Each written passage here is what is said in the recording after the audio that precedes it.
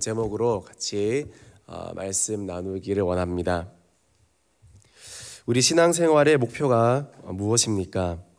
먹든지 마시든지 무엇을 하든지 하나님께 영광을 돌리는 것입니다.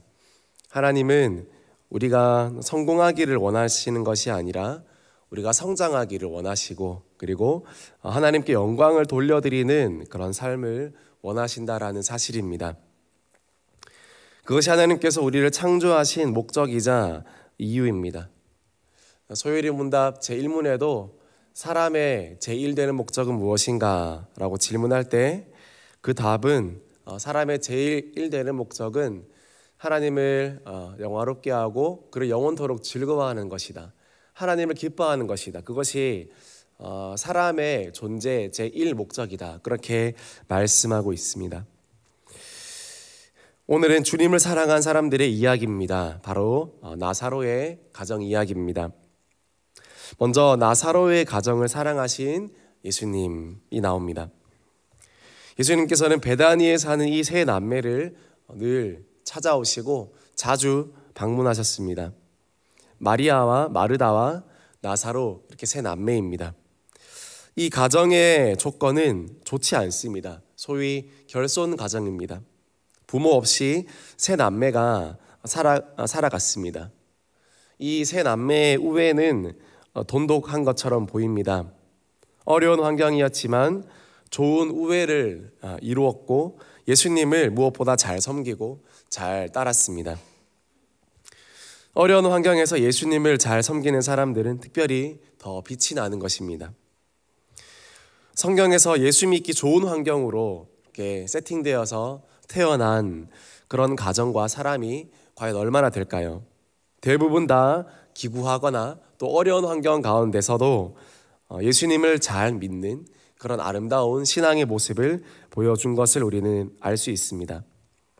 세상은 없고 모자라고 또 부족한 것을 나쁜 것이라고 말합니다. 악한 것이고 약한 것이라 말합니다. 그러나 성경은 그렇게 말하지 않습니다. 오히려 부족과 결핍 때문에 하나님을 만날 수 있다라고 그렇게 역설하고 있습니다. 부족하기 때문에, 연약하기 때문에 하나님의 은혜가 크다, 그렇게 이야기하고 있습니다. 그 가운데서 아름답게 예수를 믿어 갔다라는 것입니다. 오늘 이 세 남매의 집도 그러했습니다. 부족한 것이 많았지만 예수님은 특별히 이 가정을 아끼셨고 이 집에 종종 들르셨습니다. 왜냐하면 이 집에는 특별한 스토리가 있었기 때문입니다. 요한복음 12장 1절 말씀 후반절 보니까 이곳은 예수께서 죽은 자 가운데서 살리신 나사로가 있는 곳이라.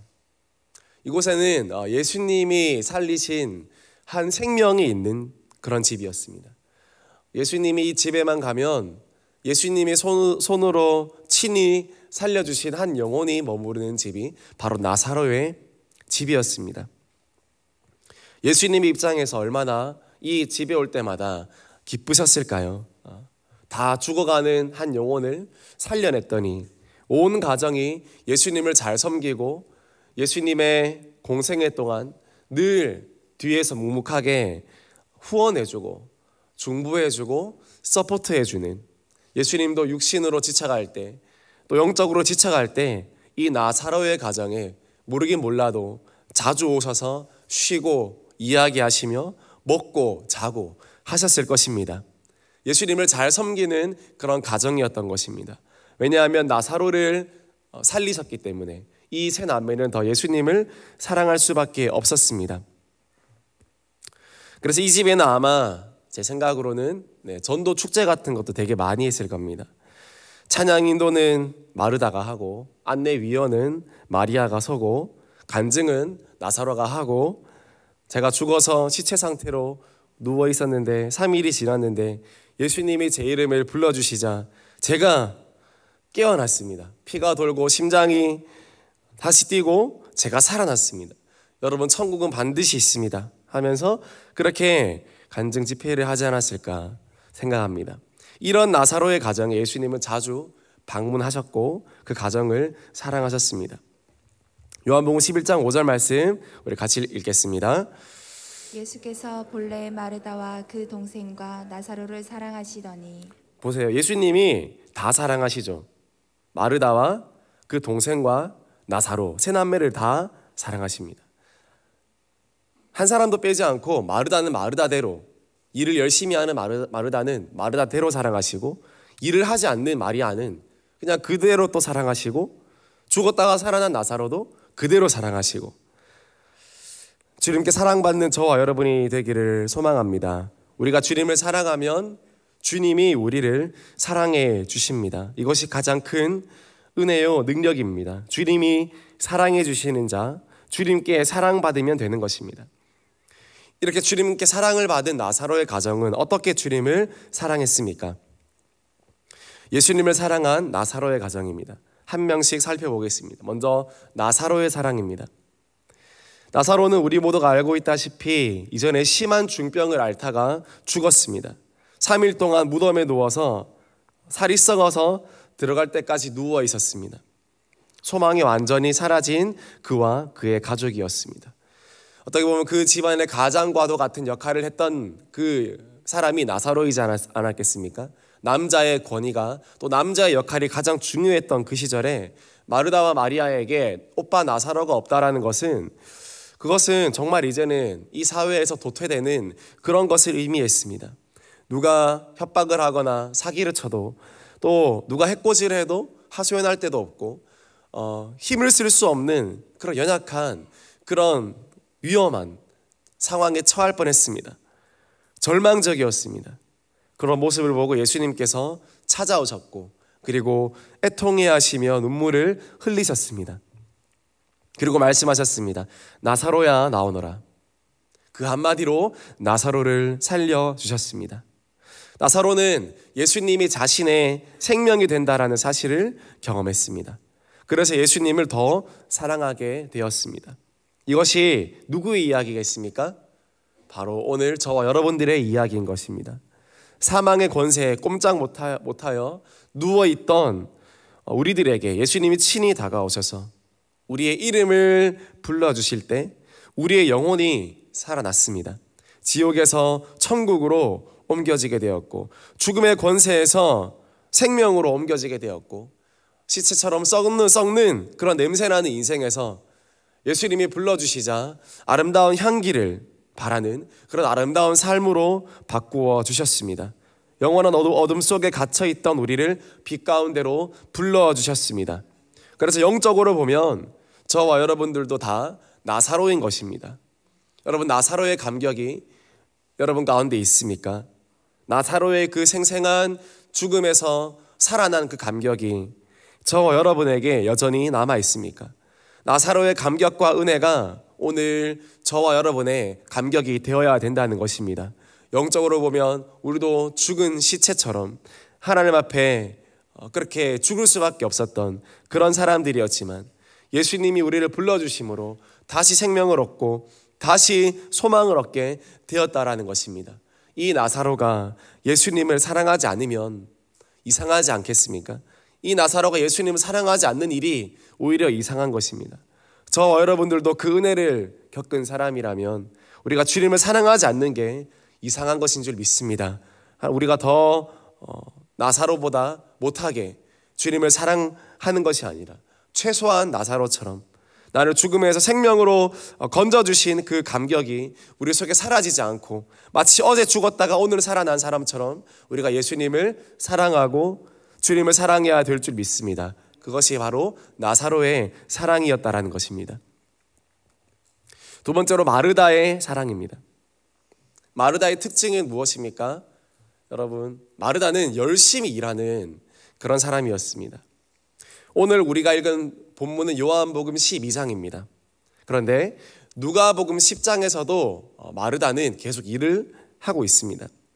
누가복음 10장 40절 말씀, 우리 빨간색 글씨만 같이 읽어보겠습니다. 시작. 마르다는 준비하는 일이 많아 마음이 분주한지라. 그래서 분주했습니다. 그래서 예수님에게 가서 말했습니다. 주여, 내 동생 마리아가 나 혼자 일하게 두는 걸 생각하지 않습니까? 하면서 이렇게 투덜투덜했던 장면이 바로 누가복음 10장 이야기인데, 오늘 오늘 일어난 일이 아니라 그 전에 또 한 번 일어난 일입니다.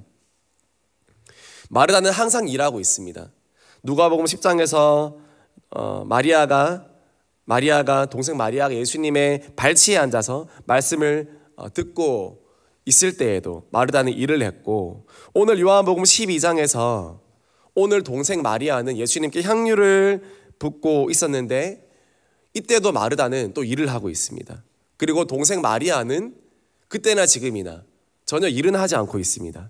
마르다는 늘 일을 하고 마리아는 늘 일을 하지 않고 똑같은 그런 상황입니다. 그런데 이런 마르다, 계속 일을 하는 마르다, 이 마르다를 미워할 수 없습니다. 풍성한 대접과 풍성한 식사는 항상 마르다의 몫이었기 때문입니다. 그리고 누가복음 10장에서 아까 누가복음 우리가 읽었던 그 본문에서는 마르다가 불평했죠. 예수님, 제 동생 마리아가 일하지 않는 것을 보고 계시겠습니까? 라고 그렇게 불평했지만, 오늘 요한복음 12장, 이제 예수님께서 십자가에 돌아가시기 한 주 전 정도, 며칠 전에 이제 일어난 일인데, 이때 마르다는 불평하지 않습니다. 우리 요한복음 12장 2절 말씀에 보니까 마르다는 일을 하고, 이 한 문장으로 마르다의 모습을 다 설명하고 있습니다. 마르다는 이제 동생 마리아의 어떤 모습과 상관없이 이제는 주를 위해서 묵묵히 일할 줄 아는 그런 사람이 되었습니다. 마르다는 그전보다 더 변화되고 더 은혜 받았습니다. 이제는 비교하지 않고 자신의 일을 잘 묵묵히 감당합니다. 마르다는 주님과의 만남을 통해 진정한 봉사의 의미를 깨우쳤던 것입니다. 뜨거운 열정으로 사람들에게 봉사하기를 좋아했던 마르다, 책임감 강하고 헌신적이며 속마음을 숨기지 않고 정직하게 겉으로 잘 표출했던 여장부 같았던 마르다는 주 안에서 아름답고 성숙하게 변화되어 갔습니다. 마르다는 마르다의 할 일을 감당한 것입니다. 마르다도 주님을 사랑했습니다. 그래서 전심으로 일하고 요리한 것입니다. 교회 안에는 여러 부류의 사람들이 있습니다. 마르다 같은 사람도 있고 또 마리아 같은 사람도 있습니다. 그러나 마르다도 귀하고 마리아도 귀합니다. 원망하고 비교하고 억울한 마음만 없다면 일하는 게 왜 나쁩니까? 밤낮으로 주님을 위해서 일하고 섬길 수 있다는 것은 큰 영광이요 큰 축복인 것입니다. 마르다는 마르다식으로 주님을 사랑했기 때문에 아까 읽었던 요한복음 말씀에서도 예수께서 마르다와 그 동생과 나사로를 사랑하시니라. 예수님은 열심히 일하는 마르다를 사랑하셨습니다. 마르다는 요리를 좋아했고 사랑하는 사람이 생기면 늘 손과 발이 먼저 움직이는 그런 스타일이었습니다. 예수님은 그런 마르다식의 사랑을 비판하지 않았습니다. 누가복음 10장을 봐도 요한복음 12장을 봐도 마르다가 투덜투덜거려서 그렇지 예수님께서 먼저 마르다에게 일 그만해라 그렇게 하신 적이 없습니다. 질책하신 적이 없습니다. 누가복음에도 요한복음에도 마르다를 향해서 질책하시거나 힐난하시거나 비판하시지도 않았습니다. 다만 각자에게 맞는 사랑의 방법을 선택하고 그 방법 가운데서 성장하고 성숙하라, 그것이 예수님의 마음이었습니다. 그래서 마르다는 오늘은 묵묵히 마리아가 향유를 붓든 춤을 추든 기도를 하든 상관없이 마르다는 예수님을 위해서 만들어야 할 음식을 만들고 부엌을 깨끗하게 정리하고, 그리고 마리아가 향유를 붓고 난 다음에 아마 마르다는 맛있는 음식을 또 꺼내와서 예수님과 사람들을 대접했을 것입니다. 예수님은 그런 마르다도 아주 사랑했을 것입니다. 교회에 마르다 같은 일꾼도 많아야 될 줄 믿습니다. 우리 모두가 그렇게 되기를 소망합니다. 성숙한 마르다, 변화된 마르다, 은혜 받은 마르다가 되면 됩니다. 그러면 하나님께 가장 귀한 일꾼으로 쓰임받게 된다라는 것입니다. 마르다는 주님을 사랑했기 때문에 일했습니다. 주님을 사랑했기 때문에 일하고 일하며 주님을 사랑했습니다. 마르다는 그렇게 주님을 사랑한 것입니다. 오늘도 우리도 마르다처럼 성숙한 마르다처럼 주님을 사랑하기에 주님을 위해 더 일하고 주님을 위해 헌신할 수 있는 저와 여러분이 되어지기를 주님의 이름으로 축복합니다. 마지막 세 번째로 마리아의 사랑입니다. 마르다의 동생 마리아, 주님을 사랑했습니다. 그래서 그녀는 일하지 않았습니다. 주님을 사랑했기 때문에 마르다처럼 일해야 하지만 주님을 사랑했기 때문에 때로는 마리아처럼 일하지 않는 것입니다. 둘 다 옳습니다. 먼저 주님의 음성을 듣고 주님의 계획을 듣는 것입니다. 오늘 말씀 보니까 특별히 마리아는 자신의 가장 귀한 걸 예수님께 드립니다. 요한복음 12장 3절 말씀 우리 같이 읽겠습니다. 마리아는 지극히 비싼 향유 곧 순전한 나드 한 근을 가져다가 예수의 발에 붓고 자기 머리털로 그의 발을 닦으니 향유 냄새가 집에 가득하더라. 이때는 시기적으로 예수님께서 십자가에 못 박히시기 전 얼마 전이었습니다. 마리아는 그것을 직감했는지 예수님께 향유를 부어 드립니다. 자신의 것을 아까워하지 않고 예수님께 다 쏟아 부어 드렸습니다.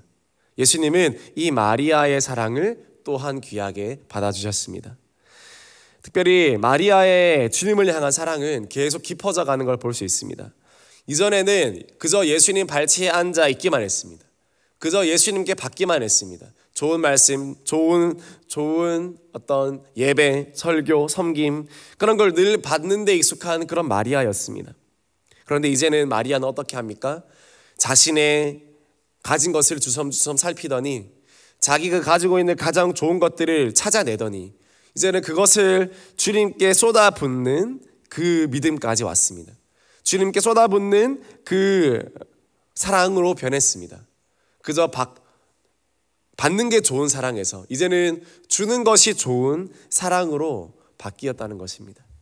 우리 성도님들은 어떻습니까? 대흥교회에 와서 또 하나님 만나면서 여러분이 받는 것이 좋은 신앙에서 섬김을 받고 이해받고 사랑받고 그것이 좋은 사랑에서 이제는 교회를 위해 또 영혼을 위해 또 하나님 나라를 위해 주는 것이 좋은 인생으로 변화되었습니까?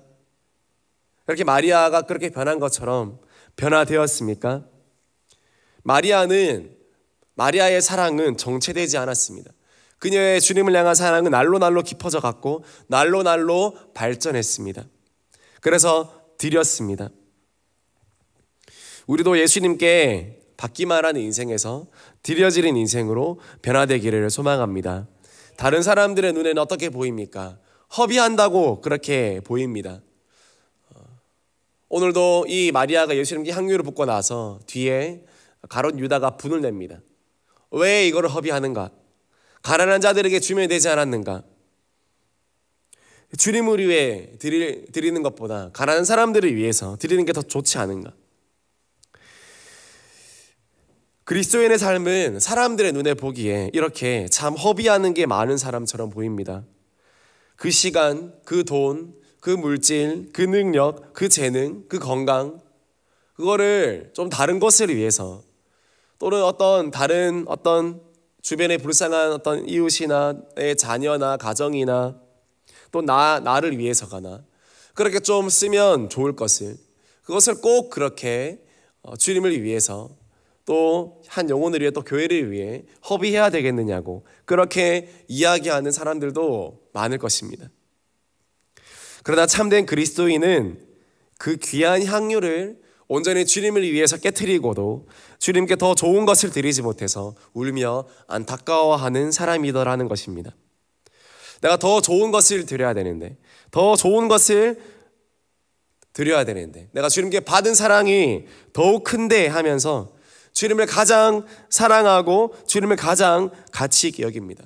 사람들의 말장난에 놀아나지 않습니다. 그 말장난이죠. 가룟 유다의 그 말은 겉으로 듣기에는 논리적이고 좋은 말 같으나 사실 사랑을 알지 못하는 그저 말장난에 불과한 것입니다. 정말 주님을 사랑한다면 그냥 주님만 보이고 주님께 자신의 것들을 더 드리는 겁니다. 더 소진시키고 주님께 더 자신을 낭비하며 사람들이 보기에 더 낭비되어지는 인생으로 그렇게 살고 싶어진다는 것입니다. 이것이 바로 마리아의 사랑이었습니다. 거룩한 낭비를 마음껏 주님께 드리는 사랑, 바로 마리아의 사랑이었습니다. 이 사랑을 주님께서는 기쁘게 받으시고 주님은 마리아를 사랑하셨고 이 모습을 기억하셨다라는 것입니다. 이 사랑이 저와 여러분에게 오늘도 있게 되어지기를 주님의 이름으로 축복합니다. 오늘 주님을 위해서 우리가 때로는 낭비되어지는 것 같은 그 모든 것들을 아까워하지 아니하고 주님을 위해 더 드릴 수 있는 저와 여러분들이 되어지기를 소망합니다. 거룩한 낭비, 거룩한 소모, 사람들이 보기엔 때로 이해하지 못한다 할지라도 과하게 싶다, 좀 과하다 싶다라고 사람들이 생각하는 것이 어떻게 보면 정상입니다. 마리아가 그랬기 때문입니다. 그 향유를 예수님의 발 아래 붓는 것 너무 과하죠. 정말 엄청난 금액인데 한 번 깨트리면 쓸 수 없어요. 조금만 한 방울씩 쓰는 것이 향유의 사용 방법입니다. 한 번에 깨트리는 법이 없습니다. 그냥 조금 한 방울씩 부어서 향수 쓰듯이 옷에 붙이고 또 머리에 바르고 그렇게 평생 향유를 쓰는 것입니다. 근데 평생 써야 할 향유를 30년, 50년 써야 될 향유를 단 10초 만에 깨트린 것, 그것은 정말 낭비였지만 그러나 하나님 보시기에, 예수님 보시기에 가장 기억되는 그런 마리아식의 주님의 사랑이었습니다. 똑같이 사랑하면 주님께 기억되지 않죠. 그러나 특별히 사랑하면 주님께 기억됩니다. 여러분의 삶 가운데 특별히 주님을 사랑한 기억이 있게 되어지기를 주님의 이름으로 축복합니다. 하나님이 기억하실 만한 그런 사랑이 있기를 소망합니다. 하나님이 기억하실 만한 그런 헌신이 있기를 소망합니다. 똑같이 그저 남들 수준으로 헌신하고 사랑하면 별로 기억되지 않습니다. 그러나 마리아는 탁월하게 남다르게 낭비했고 탁월하게 남다르게 헌신했고 사람들 눈총을 좀 받을지 몰라도 너무 튄다고 보일지 몰랐지만 그러나 하나님께 기억되면 된다라는 그 마음이 마리아에게 있었기에 마리아는 다 깨트리고 50년을 다 깨트려 단 10초 만에 주님께 쏟아부은 것입니다. 이것은 예수님께 영원히 기억되는 특별한 사랑이었습니다. 말씀을 마무리합니다. 오늘 이 세 남매는 주님을 사랑했습니다. 나사로는 나사로대로, 마르다는 마르다대로, 마리아는 마리아대로 각자의 간증이 있었고 각자의 변화가 있었고 각자의 목적도 뚜렷했습니다. 이 가정을 예수님이 사랑하지 않을 수 있었겠습니까? 오늘 하루도 우리가 더 주님 사랑하는 하루가 되기를 소망합니다. 때로는 나사로처럼 감격으로, 때로는 마르다처럼 주님을 위해 열심히 달려가며, 때로는 마리아처럼 주님께 헌신하며 나아갈 수 있는 저 여러분이 된다면 가장 행복자가 될 줄 믿습니다. 주님 그 사랑이 오늘도 내 속에 넘쳐나게 하여 주시옵소서. 그렇게 기도하고 이번 한 주도 더 주님 사랑하는 한 주 되어지기를 주님의 이름으로 축복합니다. 같이 기도하겠습니다.